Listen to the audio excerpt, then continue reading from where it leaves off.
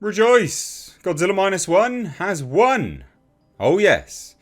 Took home the Oscar for Best VFX. Absolutely fantastic. What a win. And what an embarrassment to Hollywood. Made on a budget of $12 million. Absolutely just slam dunked. Rolled its way into profit. Far and above what a lot of the Hollywood productions have managed to do last year. A lot of them couldn't, well, a lot of them could barely break even, quite frankly. So this is fantastic news. And what a great speech that it was from Takashi Yamazaki as well. It was really heartfelt, quite sincere. And I even made sure we had little Godzilla here for this video. So we're going to go through a lot of, well, we're going to go through the wins, basically. A lot of people didn't even know this was on last night, obviously, because no one cares. And the only thing gaining some form of relevance within a lot of people was Godzilla Minus One. Oppenheimer, a lot of people are like, well, Oppenheimer's done well. Yeah, but that's a typical Oscar film anyway. Barbie is not a typical Oscar film. That did well because of identity politics and not because it's a typical Oscar film. Oppenheimer is a typical Oscar film. That was always going to do well. But Godzilla Minus One? No, that wasn't always going to do well. I'm surprised it did well. I think it deserved it, quite frankly. But I am surprised because, hey, it's the Oscars. Suicide Squad once won an Oscar, if you can believe that. So let's dive into this today. Hit subscribe if you're new here, folks. Turn the bell notifications on and follow me over on Twitter at @MrStagesReviews. And we're back. Anyway, right, so Best Picture. Nominations were American Fiction, Anatomy of a Fall, which they actually brought a dog to the Oscars. So that was another reason why plenty of people were interested in watching the Oscars, because there was a dog there.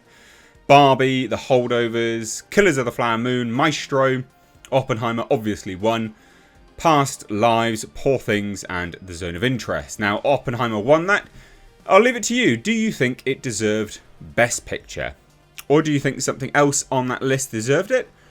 Or do you feel a movie which wasn't nominated deserved Best Picture?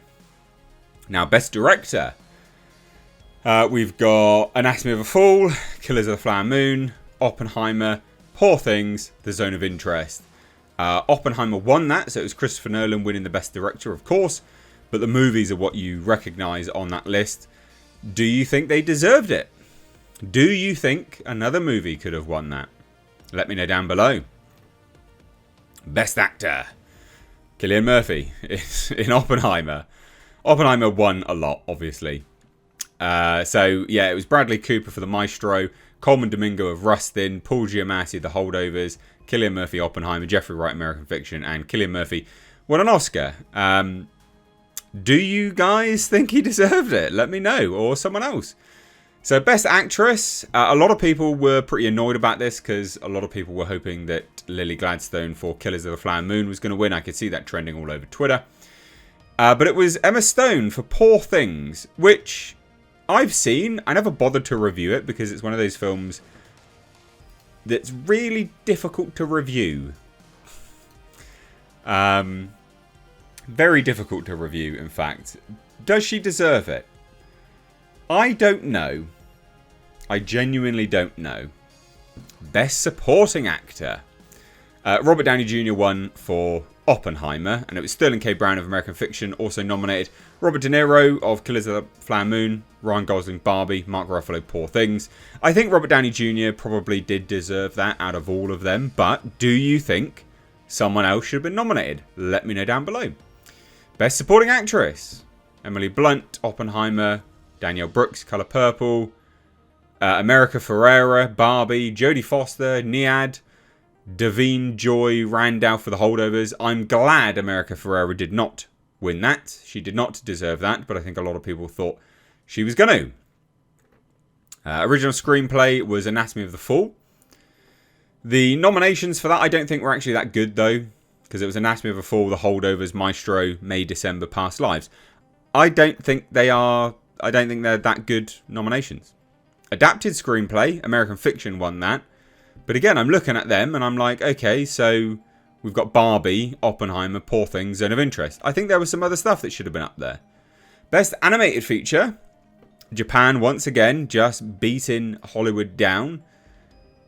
It was The Boy and the Heron. So Elemental, Nimona, Robot Dreams. No. Spider-Man Across the Spider-Verse. Nope. Boy and the Heron. Do I think it deserved it? I do, actually.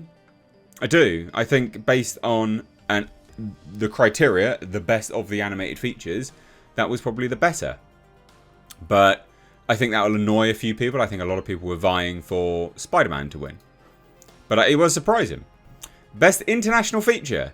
Now this annoys me because I think genuinely Godzilla should have been on there. You got, you know, Perfect Days, Society of the Snow. Now, Perfect Days was Japan's nomination. I feel they let themselves down by not nominating Godzilla. I think it released before the nominations were able to go there or something along those lines. But it was a Zone of Interest that won that. I don't care about Best Documentary, so we're gonna scooch on over them. All the way down to some of these things. So the winner for Best Score was Oppenheimer, Ludwig Göransson. We also had the Best Original Song. So some of them were, obviously a lot of them were from Barbie. 2 of them were from Barbie, sorry. And it was one that was from Barbie. So that was Billie Eilish and Phineas O'Connell. Best Sound, Zone of Interest won it, which is interesting. Don't know why, but okay. Production design was Poor Things. Now, as production design goes, I think production design on Poor Things was pretty good. It was pretty unique, pretty out there, pretty interesting. Don't know whether it deserved that, but, you know, it did pretty well. Best cinematography, Oppenheimer. Best makeup and hairstyling, Poor Things. Costume designer, Poor Things. So Poor Things did a lot as well. Best film editing, Oppenheimer. And there we have it. Best VFX, Godzilla -1. It beat out Guardians of the Galaxy, The Creator, Mission Impossible Dead Reckoning Part 1, Napoleon. Now, I think it deserved to beat Napoleon. I think it deserved to beat Dead Reckoning Part 1. I think it deserved to beat Guardians of the Galaxy Volume 3. I think for VFX, though, I think it's... If you're going to factor in budget, I mean, The Creator had great VFX. And I don't know... I would say probably Godzilla -1 beats it because the total desolation that they managed to recreate in various elements as well. I think it deserved it. I think some people would say The Creator, but I do think Godzilla -1 deserved that. I think they had uniformly the most well-rounded VFX out of everyone. Guardians of the Galaxy did not deserve that at all. I'm surprised it even got nominated, quite frankly. But there you go. Absolutely beating it. Now, Godzilla... Not that this adds any legitimacy to the franchise, because it doesn't need it. But it is an Oscar-winning franchise. Toho would be mad not to get Takashi Yamazaki back. Absolutely mad. And I will say this as well. Other people in Hollywood would be mad not to get Japanese working on their productions. Because what they managed to create for very little money is staggering. Absolutely staggering. So there you go. Movie history made. Godzilla now an Oscar-winning franchise. Let me know your thoughts down below in the comment section. We will probably do another video on the ratings because that'll be fascinating to see because the ratings have been just going down and down and down and down for the Oscars. And this year it was a dog and Godzilla that made the Oscars relevant. Last year it was a slap. I think it was last year anyway. Cheers guys, take care. Bye-bye now.